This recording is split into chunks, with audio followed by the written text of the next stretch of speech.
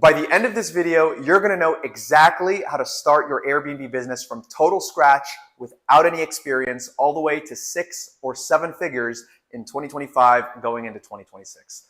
My name is Almahdi. I've done several $100,000s on Airbnb and have a multiple 7-figure Airbnb portfolio.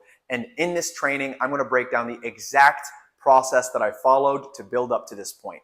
How to identify properties, how to identify a great market, how to use AirDNA, how to automate your entire business so that you're not the one always working in the business, but building that semi-passive income. So make sure you pull out your pen and paper, take a bunch of notes because we're going to go in very excruciating detail. Be great. What's up, guys? My name is Almahdi. I'm a 7-figure Airbnb superhost, and this is going to be a complete A to Z, step-by-step Airbnb Masterclass training where I'm going to teach you how to go from 0 to over 6 figures on Airbnb with or without owning a property. And what I'm specifically going to focus on is Airbnb rental arbitrage and how to buy a property in 2025 for a rate at 3 to 5%. Okay, so yes, that's still possible. That's exactly how I've been buying Airbnb properties, and that's what you can do as well. So make sure you've got your notepad ready. We're going to do a complete deep dive, and I'm going to pour out everything that I know on how you can succeed in 2025 with Airbnb, because the game has completely changed this year and into the future. So let's get right into it. Number one is market research. Okay? This is going to be the most important step when you're starting, because right now in 2025, regulations have changed. Where you can't do Airbnb has completely changed. And this is also going to help you figure out right from the get-go how profitable your Airbnb is going to be. So what I try to typically start out with for students is make sure, if you can, starting with an area around you within 2-3 hour drive maximum. It's not required. You absolutely can go out of state when you start out. But as a beginner, it's much easier if you're a little more familiar with the area and you can get to the property to get your hands kind of dirty before you start going out and scaling in different cities and honestly even different countries, right? Once you've got the formula down and you understand what you're doing, you can then go out and scale. So how do we do our market research? So 2 primary methods, and you're going to use a combination of both of them. Number 1, funny enough, is just going to be Airbnb.com. And number 2, which is extremely important, is AirDNA.co. So what do I mean by Airbnb.com? Once you figure out what cities or towns, you can actually type in the name of the city or a particular area that you're in or looking to do Airbnb, and Airbnb will actually tell you what those rules and regulations are legally from their actual website. So that's a good place to start. Obviously, there's Google, but then there's also AirDNA when it comes to figuring out occupancy and all these different metrics, revenue, how much properties are grossing in that area on Airbnb or VRBO. And this is going to be one of your most important tools that you use. So what are we looking for when we go to AirDNA.co? Once you've figured out generally what cities you want to start looking at, so let's pick, I don't know, Washington, D.C. or Miami, any one of these cities. When you plug in that city into AirDNA, it's going to give you all sorts of metrics, okay? The 2 most important metrics that I like to look at initially are the average daily rate. Average daily rate. Now, what's this going to tell you? The average daily rate is the price per night that the average Airbnb in that area goes for. So when I'm working with people in any property that I look at, now the numbers are a little bit different as I continue to scale out.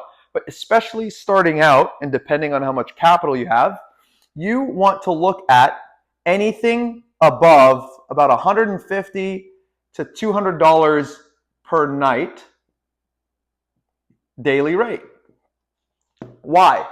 Anything, in my opinion, that is lower than this is just, it's not going to be so easy to be profitable. So if you can find an area where they're charging 150, 200 on average per night for those Airbnbs, or even higher, then you have some more meat on the bone where once you put that property up for rent on the platforms, you'll be able to make profit after your expenses. Number two, that was number one, right? Number two is the occupancy rate. So how occupied generally are those properties in that area? And the number here, you want to look and focus on areas that have at least a 70% or greater occupancy rate. Okay? And that helps you understand that there's a very healthy demand and properties are being booked. So keep these two, number one and number two, metrics in mind when you're on AirDNA. Okay? So you just plug in that website and you can look it up. There's a free version and then there's also a paid version. So you want to start out looking at AirDNA when it comes to actually doing that deeper research. Now, another thing AirDNA is going to give you, you can type in an address and whatever properties that you're looking at, it's going to give you an estimate on how much gross revenue that property will bring in on an annual basis. And they're able to do that by scraping certain data. So while it's not always extremely accurate, it'll give you the ballpark that you need for you to make an informed decision. And it does get pretty close. So it's quite a reliable resource and you absolutely need to use this when you're doing your homework. So again, more for, legal and compliance as far as what you require for legality of Airbnb in a particular area. Airbnb is a great place to start. Also use Google, use ChatGPT, where you can type in, what are the regulations for Airbnb in XYZ city or town? And it's going to give you everything. So typically, you might need a license, you might need a permit, or if Airbnb is not allowed, then you'll know and you'll move on to the next place. Another thing to keep in mind when you're doing your research is HOAs. I like to focus on single family homes because in my experience, they've yielded a greater profit. So, and you need less of them. You can make a very healthy income just on 1, 2, 3 properties, 4 or 5 properties. You don't need to have so many doors, each scraping by with like very small margins. You don't need to do that.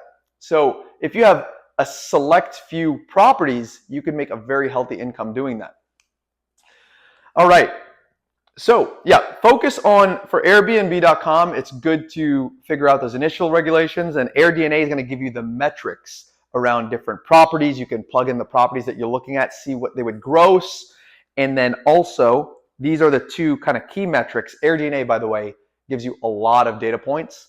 These are the two crucial ones that you want to look at when you're doing that research.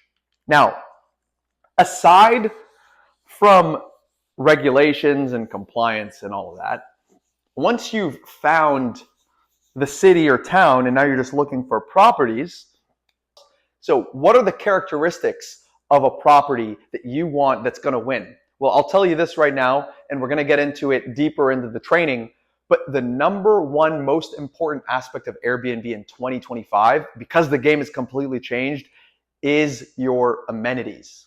Amenities are crucial. So what do I mean by amenities? Pretty much things to do at the house. So number one, for example, a pool. Okay? And not in any particular order, but these are just some general amenities that tend to do well. A spa. What's really big now is there's also saunas, a pickleball court, or basketball court. Now, look, I know some of these sound pretty extreme, okay? But this is what's going to help you absolutely dominate. Now, you don't need these. I'm just giving you some really, really good ones so that if you do come across a property or you're buying a property, if you can install these amenities, you're going to be so well booked because you're going to stand out from your competition. And that's how you win in 2025. So game rooms, do over here. A game room, mini movie theater room. Okay. So here's how Airbnb has changed in this year. You can no longer just throw up a property and, scrape by, barely put any furniture, and just have a bare bones property. It's not going to do well. All right. I'll just tell you that right now. I'll save you the time. I'll save you the money. But if you're able to incorporate these elements and execute on the remaining steps that I share in this training, you're going to do very, very well. And Airbnb is alive and well. And my students are proving it. My properties are proving it. This is just going to be what you need to focus on, is implementing amenities like this that stick out. All right.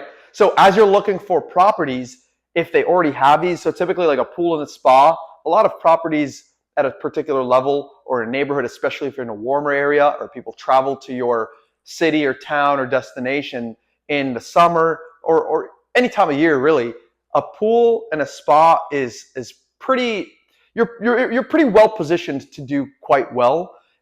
And then you can add saunas or a pickleball court or basketball court. So for example, I added a pickleball court to one of my properties few months back, about six months or so back. And it absolutely helped me crush. Right after that, I was getting more bookings. And people were booking my property just because of the pickleball court, leaving those comments in the reviews and messaging me during the inquiries and literally saying, hey, we're literally getting this property because we love pickleball. We're coming to play pickleball. So just an example of how important your amenities are. So the more amenities you can stack, this is the key. I can't emphasize this enough. If you're going to get into Airbnb, the more amenities you can stack, whether your property comes with those or you can see the area where you can convert a room into a movie theater room or anything like that, or a garage. A great way to convert a garage and make it useful is turning the garage into a game room. These are exactly how you're going to dominate and actually make money and be very profitable on Airbnb in 2025. This is going to be one of the most, if not the most important training that you watch if you're starting an Airbnb business in 2025 going into 2026.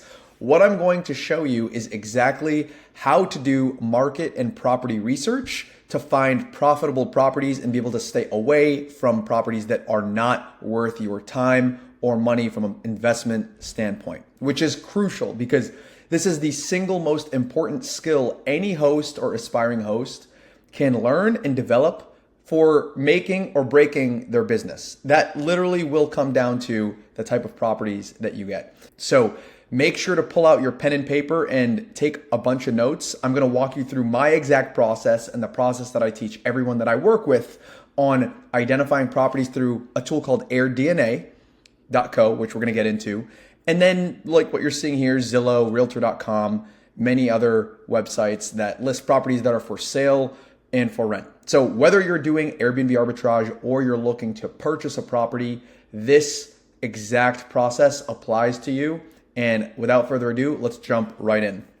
So what you're seeing here is Zillow. This is where we find properties that are for sale or for rent. So you're going to go to Zillow.com, and what we're going to do is we're going to pick a random city and state. So let's go with, Alabama. Let's say Alabama, Birmingham, Alabama. Okay. And I'm going to walk you through the entire process. This process can get very, very extensive. So I'm going to give you the very good level of detail, but just keep in mind that this can go for hours, honestly, because especially if you're looking to purchase a property, you want to vet all of the different factors when you're looking at a good investment versus one that you want to skip over. So before you even get to this point, by the way, I do want to take a step back and say, before you pick a city or a town, run your city through or your county through ChatGPT to make sure short-term rentals are allowed so that you don't waste your time researching areas that don't allow short-term rentals are not short-term rental friendly. So very, very important. Make sure you do that before you get into a property or even start your research. So assuming you've done that, let's take a look at what we've got in Birmingham. So I'm going to zoom in here, and what we're also then going to do is pull up AirDNA.co, which is the tool that I use to do research, and it provides all sorts of data around properties and markets, cities, towns, even countries. And I'm going to pull it up in just a moment here. These are the different plans which we'll go over, but it gives you a bunch of different metrics on, annual revenue, nightly rates, occupancy rates, all of that sort of information that you need to make an informed decision for your investment. So I want to just pull up the plans here. So a lot of people ask me, which plan do you need?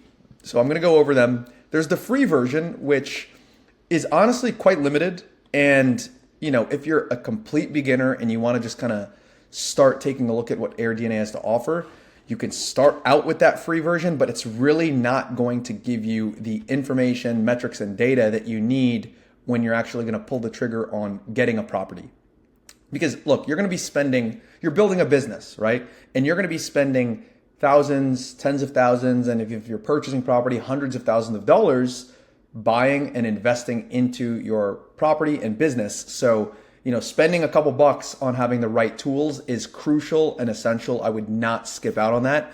This is the research tier, which, as I say, is the most popular. It's 34 bucks a month if you purchase it annually. It's 125 bucks if you go month to month. So this is the tier that most people get, and it provides you honestly with everything that you need to get into Airbnb. So I would use the research tier if you're starting out. They also have the host tier. It's got some additional, bells and whistles to it, but honestly, my personal opinion, you only need the research tier to get all the information that you need to get into your property. I am an affiliate, so if you want to get a 10% discount from your membership, I'm going to leave the link in the description of this video. Feel free to click on that and get 10% off of your membership for AirDNA, which honestly you'll need anyway if you're getting into this business. So I would go ahead and do that. Enough with that. Now let's go back to Birmingham here. So what I want you to do once you select that city or state, we're going to go over here to overview, and what you can do is just type in the city, Alabama. So you can type in Birmingham, any location, and you want to select the one that's under short-term rentals. They give you a bunch of different categories, properties for sale, etc. All you need to look at is under the short-term rental market. And I want to point you to, like I mentioned, the different metrics that they provide. So you're going to see a overall market score here, 90.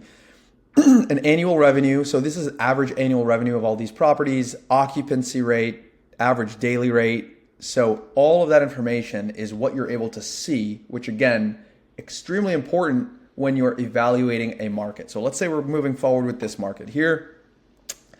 And there's a couple very, very important filters I'm going to show you how to apply when you're using AirDNA, because AirDNA has a bunch of data on so many properties. You only want to focus on properties and compare them to those that are full-time hosts and properties that are basically listed on a year-round basis, not just people that have thrown an Airbnb up for 1, 2, or 3 months. Because what AirDNA does is it takes, let's say someone posted a property for 3 months, it's going to give you an estimate on an annual basis based on only the 3 months, which could not be indicative of reality in how the property would have done the other 9 months. They take those 3 months and then they extrapolate that data and they kind of make an assumption on how the property would perform based on the only 3 months that it was listed, which isn't as accurate as we want it to be, because those 3 months could have been the best 3 months of the year, and maybe the rest of the year doesn't perform that well. So in other words, we're going to put some filters on once we get to that step, where we're going to refine the data only to full-time properties. Okay. So what I want you to do once you type in your city, we're going to go down here to top short-term rentals, and you're going to click view all. And what that's going to do you'll see all these purple dots here. Those are all short-term rentals, and you'll see them here as well, listed about the top. And you want to take this filter up here on the top right and sort it by revenue. So what that's going to do is it's going to put the highest grossing properties, pulling in the most revenue at the top, and it's going to descend in descending order. So you're going to be able to see all of these numbers here. So for instance, it's going to give you revenue potential for all the properties and the number of days they're available, and then the actual revenue they've generated, occupancy and daily rate. So these are the most important metrics to us.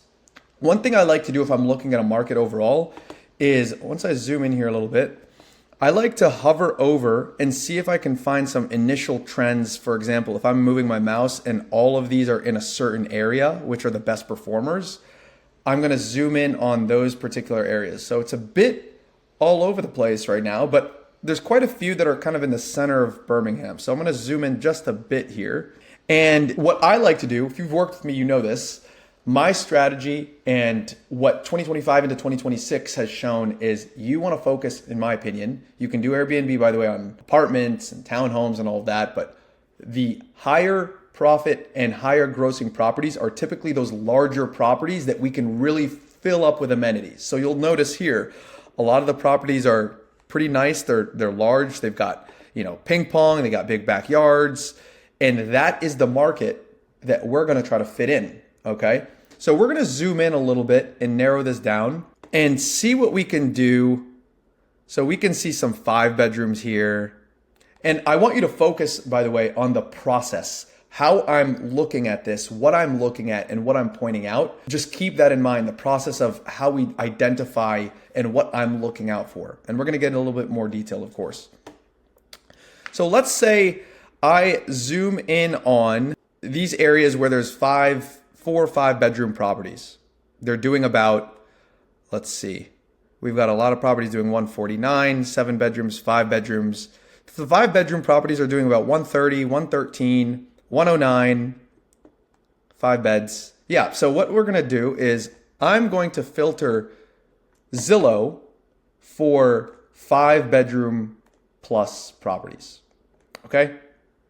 Because these are pretty,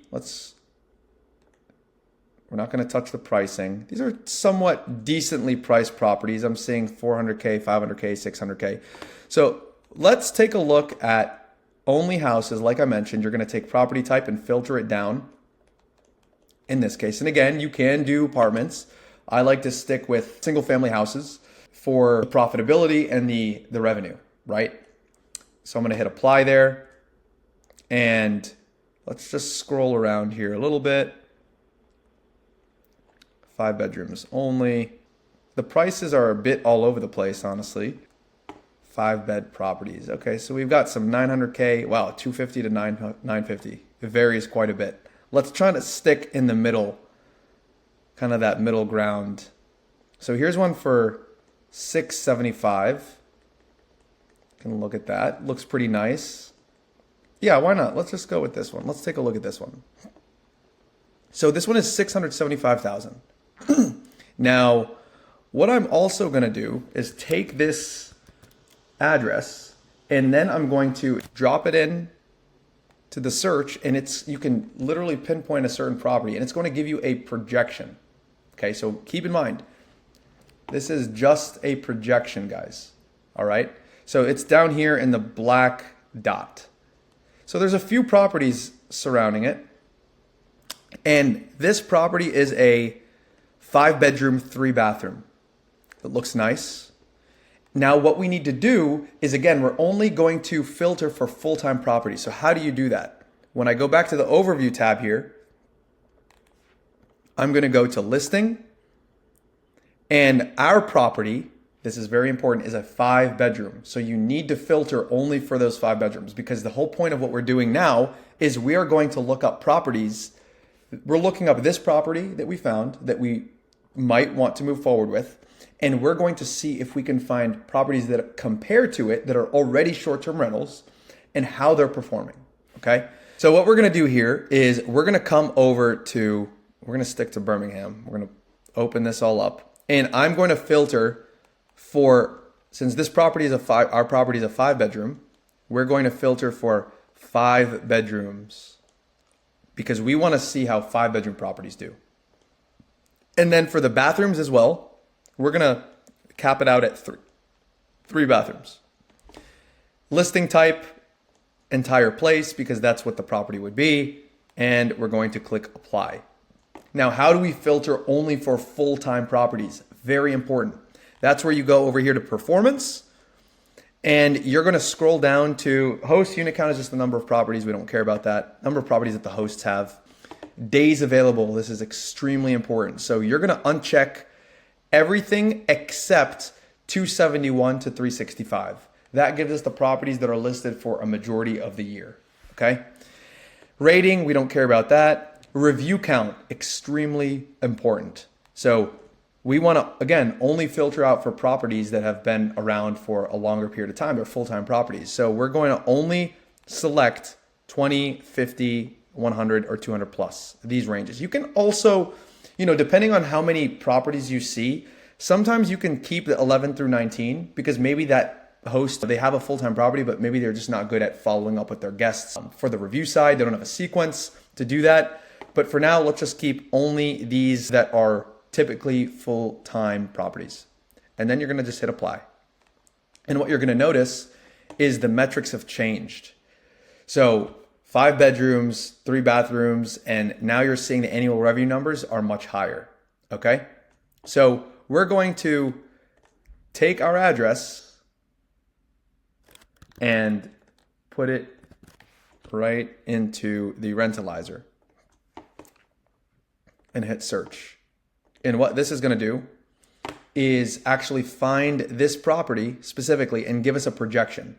So when you do this, make sure, okay, so it's projecting about 108,000, but you always need to check the number of bedrooms and bathrooms because sometimes AirDNA doesn't have that by default. So this is a 5-bedroom, 3-bathroom. So we're going to update this to a 5-bed and 3-bath and click update. And by the way, you also want to update the number of guests. Okay. So we're going to come down here. Typically, from a regulation perspective, many counties make it so that 2 adults can stay in a bedroom. So 2 times 5 is 10, plus they allow for a couple children. This is, again, generally. You can look on Google or the city, and they're going to have those details on occupancy. So we're going to mark, let's say, 12 guests and hit update. And now it's saying that this property would likely generate 155,000. But we don't want to only look at that.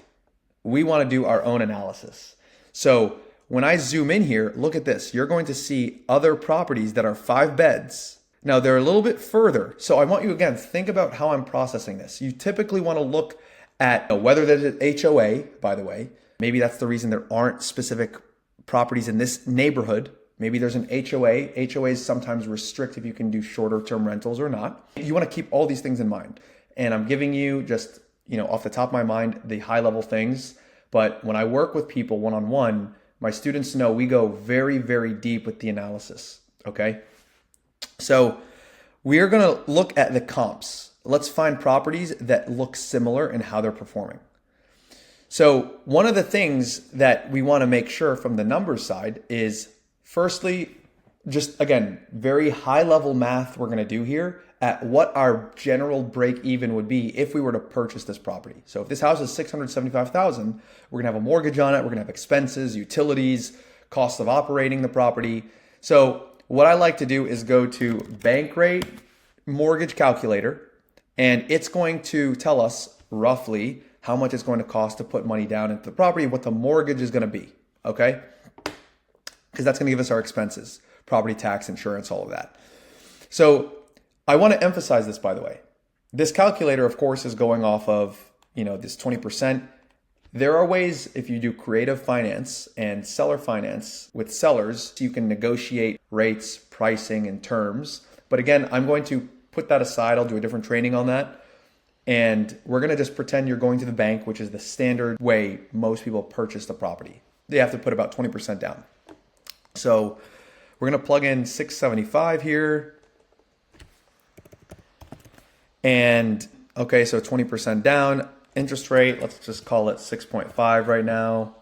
What's the zip code? 35226. 35226. And then we're going to scroll down and hit update.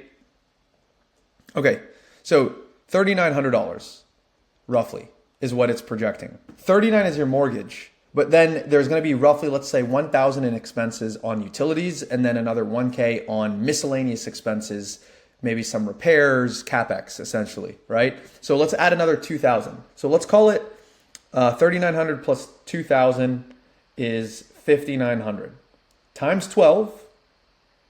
You're looking at $70,800 for this property, just to keep things running smoothly, okay? So that's the number you want to keep in your mind. So when we look at AirDNA, this is high level, right? When you are doing an analysis, you want to look at several properties, and I also have a profitability calculator, which I work with my students, and we plug in all the expenses that you can imagine, all of the utilities, property taxes, CapEx, cleaning fees, management fees, all of that stuff is going to go in. But again, I'm giving you the high level, just an estimate, another $2,000 a month in expenses. Okay. So any property, if we're seeing properties that are doing above 70,000, like for instance, let's look at this one comp. It's got 5 bedrooms. Let's see how similar it is. That's the next thing we do here. So this one, apparently, when we click, is doing 148,000 per year. So the next thing we want to do is see how similar it is as a property. So we have the number of bedrooms right, number of bathrooms matches, which is very good. And now we want to see how is this property matching up from an amenities, backyard, how modern or unmodern it is, and make sure they are similar, okay? When you click this little button, by the way, at the top, it's going to take you to an Airbnb listing. So it takes us to that Airbnb listing, and let's look through the photos, okay? So, all right, and we're going to compare it with the inside of the property that we're looking at. So ours is pretty nicely renovated inside. It's pretty modern, nice kitchen, nice bathrooms, all across the board. It's a pretty nice place, okay? Nice backyard. They've got a nice patio, turf. So it's not the biggest backyard, but there's things we could work on. We could work with. There's a pool in the neighborhood. They're showing their neighborhood. Okay. Now let's take a look at the property that we saw on Airbnb that we're comparing it to. You want to compare, once we got the bedrooms and bathrooms out of the way, how nice it is. So they seem pretty similar. This property's got nice photography, nicely put together with the furniture. Okay. They've got their games. Let's see what else they've got. Nice kitchen. In general, I would say pretty similar to the property that, we're looking at and how nice the inside of the home is. Okay. So amenities are huge in 2025. Okay. So this is something we really need to pay attention to. Do they have amenities that would have to be purchased with a house? For example, do they have a pool? In that case, I'd have to make sure I'm getting a house that has a pool. We don't really want to go build a pool. So there's no pool here, I don't see. What are the amenities? Okay, they have a nice putting green. We have turf, so we could add a putting green. They have a patio, okay. They have a golf simulator. All right, we could add a golf simulator. That's something we could work with. So I would say these properties are very similar. So at a high level, I would use this as a comp, meaning I think the properties are pretty similar from a glance. Again, when we're doing this analysis, we are going to do this over and over and over for several properties. But I just want to give you an example, right? But so far, so good, because if our property is 70,000 in expenses a year, if we're coming close to generating 149,000, 150, even 125, 130, 40, anything above the 70, 71,000 in expenses is profit for us. So I would say this could be a good opportunity. We might have found us a property. But again, not just off of one single comp. Keep that in mind. So we're going to go back and we're going to continue looking around here. So we have this 31, what is this 31K? This is not down the street. This is a 4-bedroom, 2-bathroom. Okay. Let's see if it's similar. Okay, the photos are really bad. All right, so this is it's an older property. They have a decent backyard, but this house does not look like the property that we're looking at. It's a 4-bedroom. We have one more bedroom than it. We have one more bathroom. This is only a 2-bath. So this would not be a comp, but I would, in general, if I was looking to purchase this property, I would want to see more comps. I would want to see more comps than just one doing 35,000 that's not like our property, and one that is similar to our property doing 150,000. So I did see another comp here. So what is this? This is VRBO, by the way. This property's on Verbo. Look what we found. This is just the VRBO listing, so it's actually the same house. So you always want to double check. And again, this is why you want to do really thorough research. We've got some up north doing 200K, and they're a bit further. But again, this is a good sign for us, because while these could be in a different neighborhood, in general, I like seeing these numbers because we have a 5-bedroom. They only have a 4-bedroom. And bedroom count really matters in short-term rentals. But this is where I would want to see properties. And ideally, I'd want to see comps in this neighborhood. Okay? So remember, we've got the filters on, so we're only seeing anything close to what our property is doing from a bedroom and bathroom count. I would say this is a good comp. But again, when it comes to doing research and before pulling the trigger, you want to check on whether there's an HOA. Maybe that's why there aren't other properties here in the exact neighborhood. And we do want to see more comps in this general area before we wanted to move forward with the property. Okay, but I hope you understand the process. We would do this extensively. So to recap, I would always make sure that there are more comps than just 1 or 2 different comps, because these are actually the same property. I would want to see more properties that somewhat fare against the property that I'm looking at and see how comparable they are. Run the numbers, of course, in much more detail. And I wanted to at least share with you, this is the general process and framework that I follow. Remembering the filters, making sure you're looking at full-time properties, and always getting several properties, okay? Then you can add what's called customize a comp set, where you will go and add different properties to your comp set, and it's going to create a list of what your comparable properties are. That's something that I want you to also do.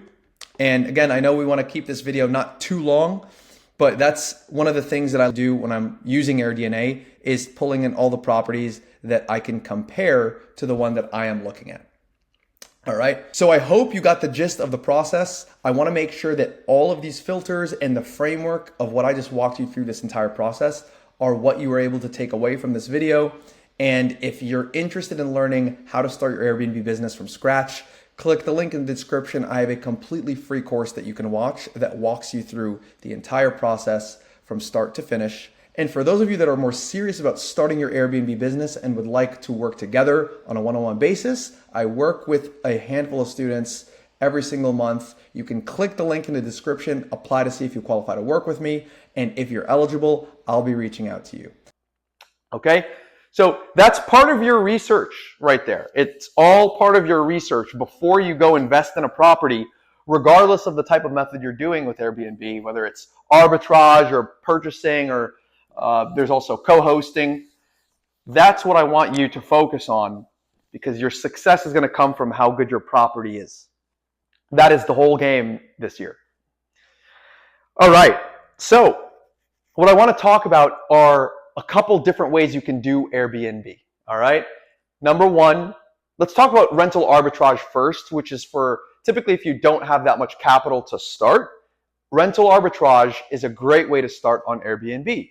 All the other principles for market research apply when you're either buying or doing rental arbitrage. And there's another option, which I'll talk about as a bonus in just a few minutes here. But I want to talk about, what is Airbnb rental arbitrage?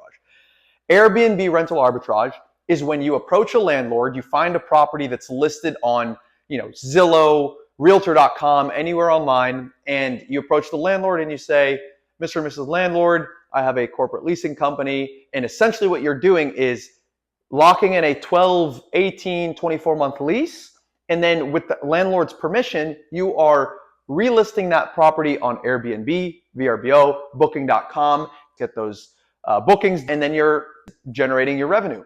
So, for example, let me tell you how this works. Let's say you find a property for $3,000 a month, right? $3,000. Let me use another marker. 3,000, right? So your rent is $3K. Let's say you've got another $500 in utilities, right? So all your expenses, internet, landscaping, let's say you have a pool. Let's call it another, let's just call it another $500 in expenses. So all in, you're at $4,000 a month, per month. Then you go list it on Airbnb, and once you've done the proper research and you've got all the amenities and you've got the right property and you've done the rest of the steps that we're going to talk about, that property could be generating, let's say, $8,000 a month on average, right? I'm making these numbers up as we go to give you the idea. So after, simple math here, right? After your expenses, you're left with $4,000 a month in profit. You don't own the property. You didn't have to put much down. Now, let me tell you the costs of what it typically costs to get into Airbnb rental arbitrage. But right out the gate, you're looking at your rent, your utilities, landscaping fee, maybe a pool maintenance person, and let's call it 4K. But then you're left with whatever difference you make is your profit, okay? You don't have to, now what are the pros of this? You don't have to go buy a house. You have less risk because you don't own the property. And it's a great way to build cash flow, start out, learn the ropes of Airbnb. And once you accumulate all of that experience and you accumulate all the cash, then you can go out and become an actual property owner and list those on Airbnb and rent those out as well. So what does it typically cost to start on rental arbitrage?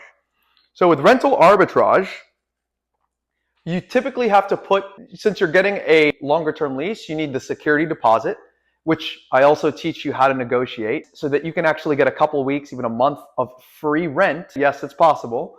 And what you do need is funds for furnishing the property and getting the property ready.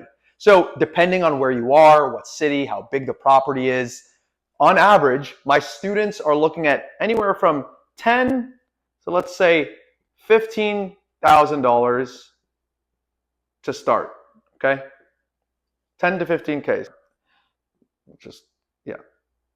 10 to 15K in furniture. This is for 3-bed to 4-bed, 2 to 3 baths, right?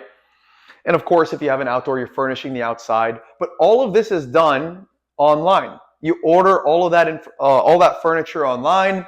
You can look at Amazon is a great place, especially when you're just starting out. You don't need to be fancy. You really don't need to be fancy with all the furniture, because what is important is your design. I'm going to get into this in the future, but let's just talk about startup costs. I'm getting ahead of myself here. Amazon, furniture, Wayfair, we'll come back to these. Some great places to just start out. And then later, if you're in a more luxury market, maybe you can order some nicer pieces from other places. But really, you want quality, not anything too expensive, because you can have quality without paying too much money. So this is your startup costs, all right? And then, I know you have to get your LLC, which costs a couple $100, right? LegalZoom. So you've got your furniture. Let me just write this again. Startup costs are costs. You have your furniture, which is, let's call it 10,000 to 15,000, right? And your LLC, which is a couple $100, which you can just use LegalZoom or any one of these online services, and you can just lock in your LLC, and that makes you a professional and legal business, which also allows you to look more professional in the eyes of all the landlords, and it protects you legally as you're conducting business. So these are the startup costs for rental arbitrage. Now, you can even save a lot of money here if the property comes furnished. A lot of people are renting their properties already furnished, and all you'll have to do is come in and maybe you can enhance the furniture or add some amenities, and then you can really slash this cost even more. So that's kind of a hack, but the furniture has to be pretty good and it has to match. There has to be a nice vibe when you're looking.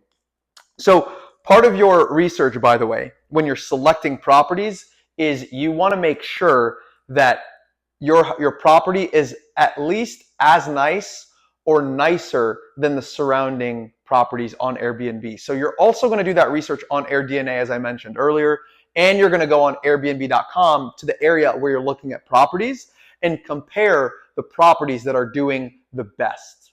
Okay? And what do I mean by properties doing the best? So on top of AirDNA showing you certain gross numbers and all the metrics that they have, you're personally going to go to Airbnb.com,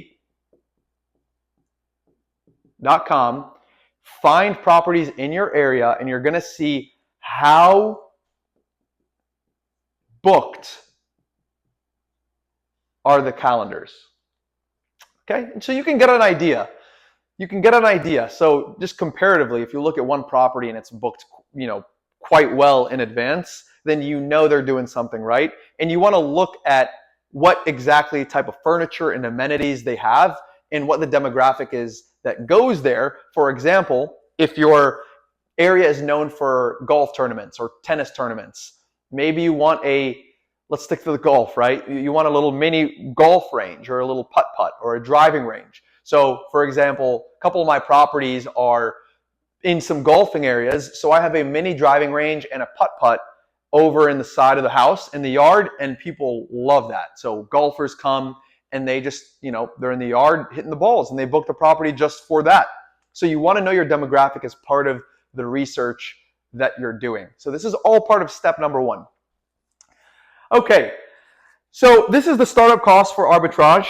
And what I also want to talk a little bit about, there is a third bonus opportunity in Airbnb that I want to get into. But the second thing I want to talk about, which is really important if you're trying to buy a property. So why would you want to buy an Airbnb?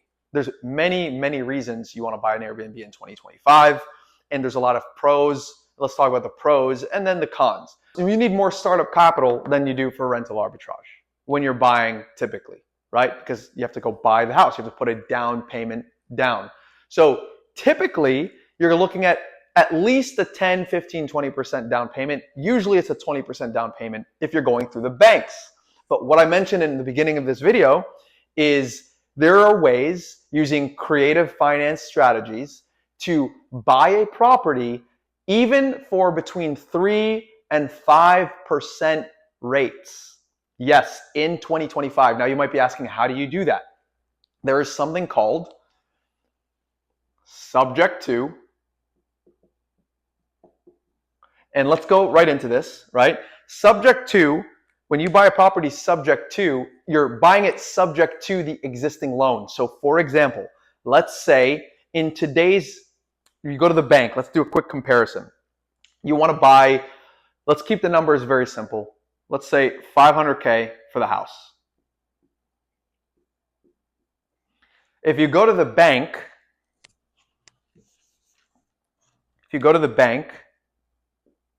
you're going to need typically 20% down, which is, in this case, $100,000. Not everyone has $100,000 laying around, right? Now, and you have to get qualified, right? You have to have the money down, and you have to, go to the bank, go through the whole qualification process. You need to have your credit score intact so that you could get an interest rate that is not going to destroy you. And in 2025, rates are what? Rates are between 7, pretty much between 6 and 8%. And if you go to an investment loan, it's even higher right now. Okay? So how do we get around this? There's something called subject to. So if you buy a property subject to the existing loan, and that loan was acquired a few years ago where interest rates were extremely low, 2.85 to 5%, and I'm going to show you how to find these properties, you can purchase the property subject to that loan. So the property transfers over to you, title and all that, and the loan, the note stays in the previous owner's name, and you're making payments on that behalf. So that's how you can end up getting a property for 2.85% rate to between there and 5%. So I just not too long ago purchased one of my best performing Airbnbs, and the rate was 4.75. Whereas when I went to the bank was telling me the best rate at the time was 8.5%, 9% for an investment loan, which was crazy, and that would have completely destroyed the deal. Now, why would that have destroyed the deal? So for example, let's say, and again, I don't have a calculator in front of me, so bear with me. You know what? Maybe I'll just use a calculator just so that you can get an idea. So if you're looking at, there's a huge difference in what you can save if you go with the bank and get a, let's call it a 7.5% rate. You're going to have a much higher payment than if you got it for, let's say, 4.75 rate. Okay? So if we take a look, 7.5 rate for 20% down on a 500K, you're looking at about $3,300 per month of a mortgage.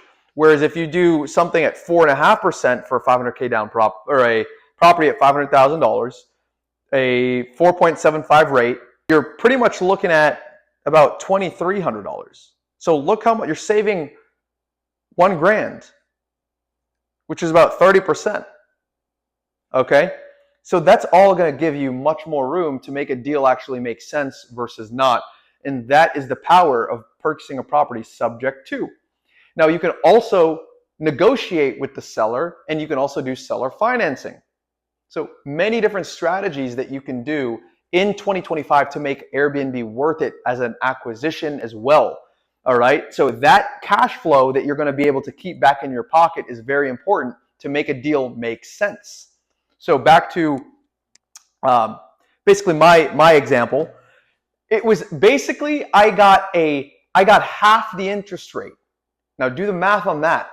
Half the interest rate because I purchased property subject to, and I didn't have to go to the bank at the time where rates were really, really at their peak. And that's what made this property very profitable and a great investment, at least even on the cash flow side. All right. Then there's also the equity gain, which is how you build wealth. You build wealth in real estate via the equity gained. All right. And then lastly, one could argue one of the most important reasons is the tax benefits. Okay. So there's something called the short-term rental loophole where you can accelerate depreciation. And then especially if you have a W-2, if you're a W-2 earner, you can go purchase a property. I'm not a CPA, so you could talk to your CPA or your tax strategist about this. But then you can write off that property's accelerated depreciation, and then you're going to save a huge tax bill, and that's a massive advantage when you're purchasing property. So keep this in mind, and then the way you're going to find these properties, there's certain criteria when you're looking for a property and buying it subject to, and typically it's when the listing has been sitting for quite a while. Properties that have been purchased between 2020 and 2022, because really low interest rates were locked in back then. And that is exactly how you can really snipe some great deals. And a software that can help you do that, a tool, if you go to PropStream, you can see, and also you're gonna go to your realtor and have them talk to other agents, and they can help you understand what rate they locked in and what the existing details are on a certain mortgage. They're going to talk to the owner of the property and see if they're open to doing a subject to transaction. And the longer the listing has been listed, the seller will be more motivated and interested and willing to figure out a deal that's outside of the bank and even do seller financing and give you alternative options, which you can also negotiate the property's down payment. So you can figure out a lot of concessions, especially in this market, and make sure that it's a win-win for both you and the seller. PropStream PropStream.com lets you look up and filter properties all across the country at very granular levels of detail. Go Zillow, Realtor.com. You can also search these properties and how long they've been listed. You want to find anything that's been listed for typically more than 60 to 90 days. Put those filters in Zillow, Realtor, and especially PropStream, and then you'll find all the properties with the sellers had it listed there for quite a while. He or she is going to be more open to negotiating and alternative methods to sell their property. So great way to get a great property in 2025. And this will make or break the difference between a property being a good deal or not being a good deal. Okay. So on that point, a lot of the reason people are saying Airbnb died previously is because the rates shot up so high that you could no longer buy a property through the bank and it have enough meat on the bone left to justify the deal being good. It took up so much of those profits. But if you're able to bypass that by doing something like this, you have a great deal on your hands when you find that type of property. Okay, so that is purchasing a property. And I love helping my students negotiate those deals because it's all in negotiation, making a property, only investing in a property that makes sense. You have to make sure the property and the numbers make sense. So one of the first things I do when I work with people one-on-one is give them my deal analyzer. I give them all of those components that I look at. They just plug it away, and then we can analyze the deal and say, hey, does it make sense to purchase this property? We take in all the metrics from AirDNA, we do all the research on Airbnb, and then we plug in all the numbers and see what kind of cash on cash return we can get if we were to invest in that property. And from there, you know how to negotiate, and this is what I love helping my students with, is how to negotiate a deal that is a winner for you and also a winner for the seller. All right. So a third bonus strategy, it's one that you can start for literally $0. You can do what is called co-hosting. Okay, so this is a bonus. Co-hosting is essentially where you do not rent the property, you do not own the property. What you go do is you go to Zillow or Realtor or any of these websites that list properties, and you find listings where a landlord has already put their property up for rent. And again, you kind of want to find, it's a little easier if you find properties that have been listed and have not been rented out for quite a while. You contact the landlord, and you're going to do all the property management, which you'll obviously automate as well as you scale out, but you're going to list that property on Airbnb, VRBO, you handle all the cleanings, and remember, they're not rented out now. So they're actually listening how you can solve that problem for them because they're bleeding money every month by not having their property rented. You're going to take over that property, get it in ready shape for all these platforms, manage all of that. So let's say you find a property and it's listed for $5,000 a month.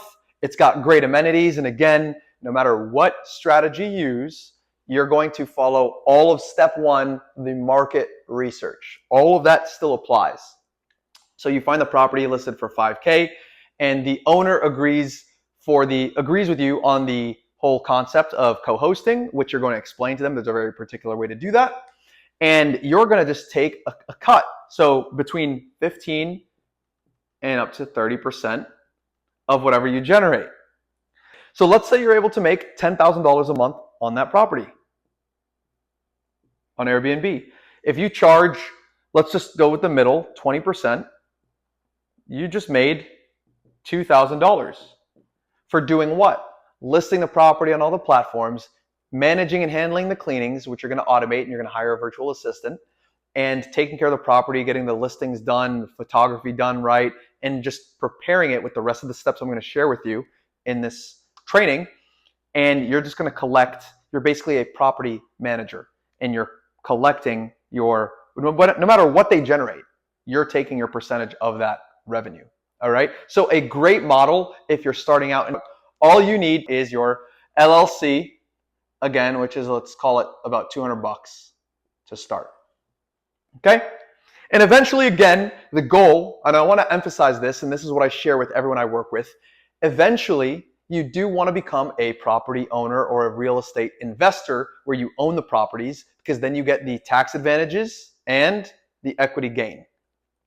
Okay, so you've done your market research.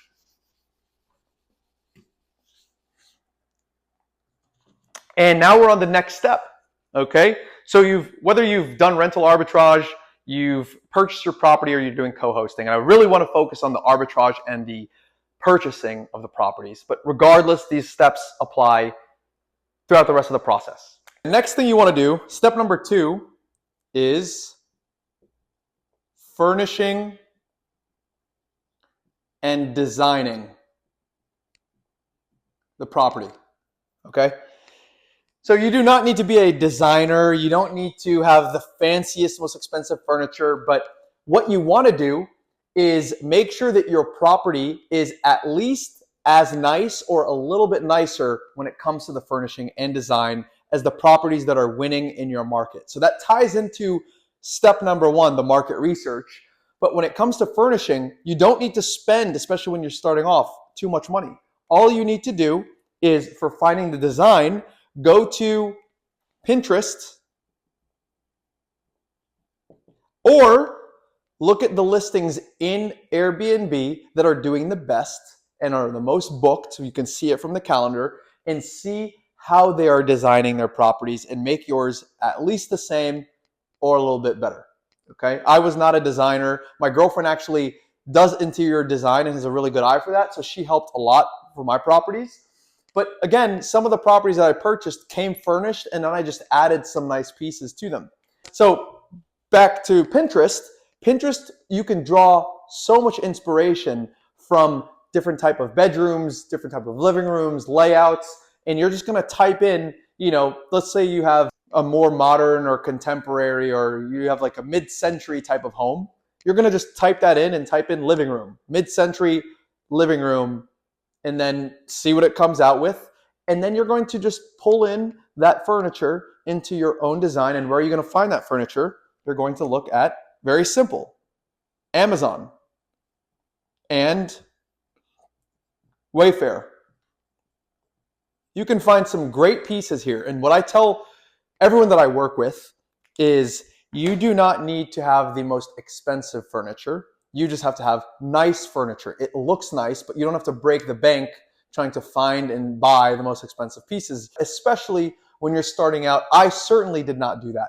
So all you've got to do, draw that inspiration, order everything on Amazon, on Wayfair, because really it comes into the design and having a property that's at least as nice, if not a little bit nicer, which feeds into your research, the market research. So you already know what's going to work and what isn't. And always look at Pinterest, look at Amazon, Wayfair, and of course, Airbnb listings that are winning.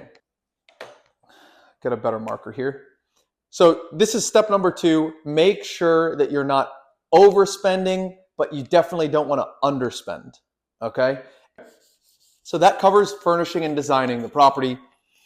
Number 3, once you've furnished the property, once you've designed the property, what you're going to do is make sure it's very staged, nicely put together, which brings me to number 3, which is your photography. All right? Photography. Photography is, and this is what I tell everybody, do not try to underspend or cheap out when it comes to your photographers. This is the most important piece of marketing. Number 1 important step in marketing your property. Okay? Because your photos are how you sell your property on any of the listings. They're going to carry on to Airbnb, Verbo, Booking, and that is what's going to make someone stop, click, compare you to anybody else, and move forward with yours. So you want to have extremely great photos. Now, where do you find a good photographer? You can go to Thumbtack. Is a great place. You can find photographers and freelance workers. Upwork. Fiverr. Okay? And make sure you request the book of business of every photographer that you speak with. So ask for maybe 3, 4, or 5 photographers, and whoever can give you the best quality of work. They've done real estate photography and they've done Airbnb photography. Look at all their work, look at their listing images, the images that they've provided to you in their book of business, and whoever has the best quality is who you're going to move forward with. And when it comes to, they're going to know this, when it comes to your actual photos, You're going to want two types of photos. You're going to want both daytime and twilight. So what's twilight? Twilight photos are right before the sunset, and you can get some amazing photos. It's actually a great type of photo to get as your main image. Right as the sun is setting, you can capture in your photos, by the way, whether it's daytime or twilight, your hero image, which is going to have as much of the amenities and the best angle and the best shot of your house. So if you have a backyard with a pool and a spa, you want to get an angle, and your photographer will know this and help you with it. And you capture all of the best elements of your property with that hero photo, because that's going to be your main image. Okay, they're going to take daytime photos of inside and outside, twilight photos of inside and outside, and these come out looking great. And not everybody has twilight, but the competition has stepped up. So a lot of properties are starting to get twilight images and have started getting twilight images. And I can tell you most certainly, any listing that is crushing it in your area, I'm positive would have twilight photos. They just look great, and you're going to need both of these. Another thing you can do is drone photos if you have a nice backyard. All right, so that covers photography, which leads me to my next step, which is actually hiring your staff.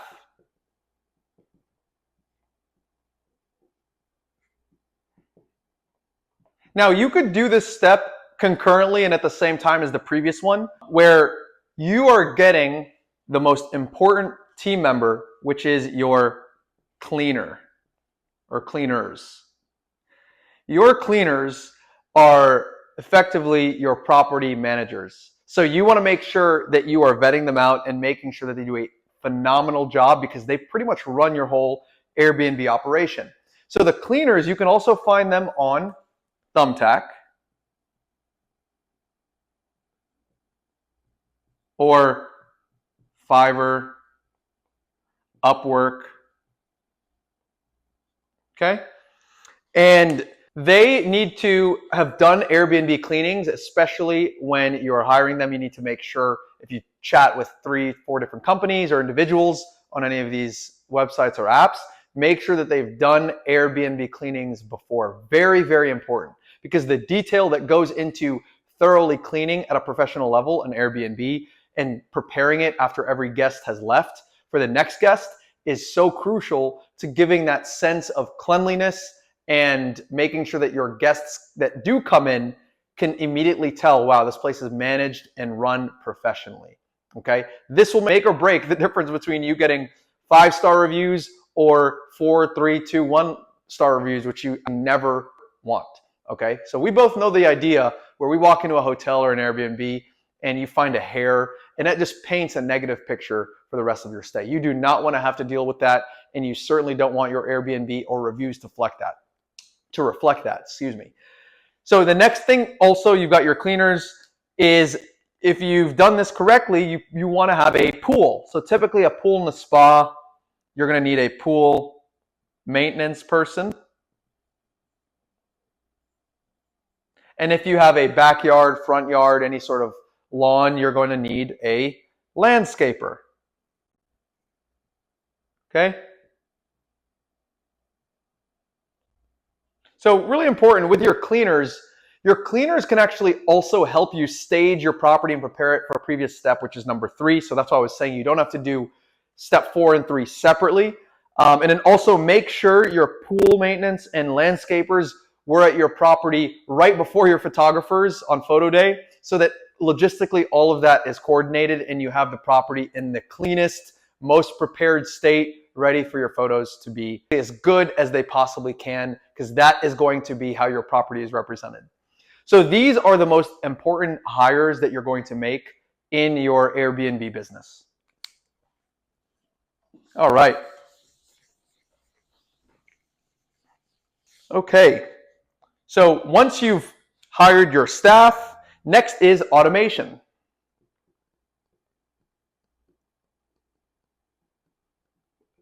Which are your tools, softwares.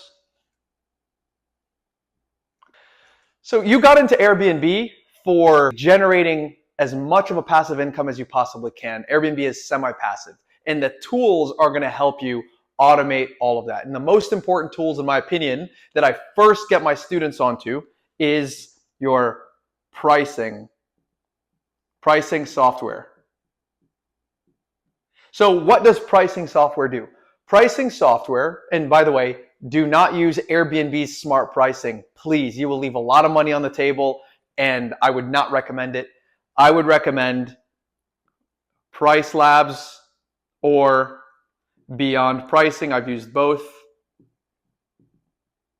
And what these tools do is they're going to automatically understand and know in the market how much your Airbnb should be priced at. They know what all your competitors are priced at, and they understand through their data what events are going on in your area and the seasonality. So you don't have to manually do that. But for example, if there's a big event in your area, they're automatically going to increase the pricing so that you can get top dollar. You don't want to leave any money on the table, right? We're running a business and we want it to be as profitable as possible. So these tools are going to help make sure that your property is priced correctly and automate all of that adjusted pricing for you so that you don't have to do it manually.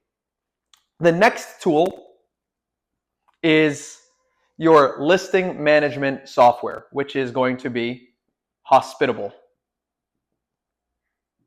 So what does Hospitable do? Hospitable has multiple purposes.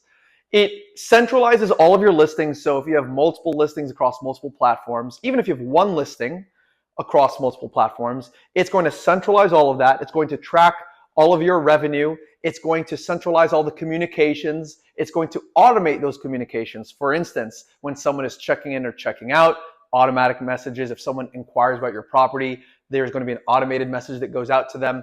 All of that is done through Hospitable. It also, like I mentioned, tracks all of your revenue, and it's something that you can hand off eventually once you scale to your virtual assistant, and they can manage all of your listings, communications through Hospitable so that you don't have to do that manually. It's a huge game changer, and it's going to save you a bunch of time. So these are the two main softwares. Now there's plenty of other softwares, especially as you start to scale, that you can use. There's certain softwares that help you automate your cleanings and notify your cleaners. All of that, in my opinion, you can do once you have a bigger operation. But once you're starting out, when you scale out beyond 2-3 properties, then you can start really gaining the value out of those. This is more than enough for you to run and manage your property, okay? Especially starting out. All right, so once you've automated all of this, now it's time to go live. And that brings me to getting your first booking in 24 to 48 hours. So here's where all of your hard work pays off. And if you've followed all of these steps step by step, this is the most exciting part. I remember when I got my very first booking, it was a complete game changer and motivated me to work harder and continue scaling. So this is what you're going to experience if you follow all of these steps step by step in 2025. All right. So thank you for watching. And if you're new to the channel, please make sure to like and subscribe. It helps the channel tremendously, where I can get a lot of this free content out for you. And for those of you that want to work with me one-on-one, make sure you click the link in the description and apply and see if you qualify. I work with a few students every single month where I personally walk you through this entire process step by step until you get your first property and even scale out to multiple properties depending on whatever your goal is. Be great.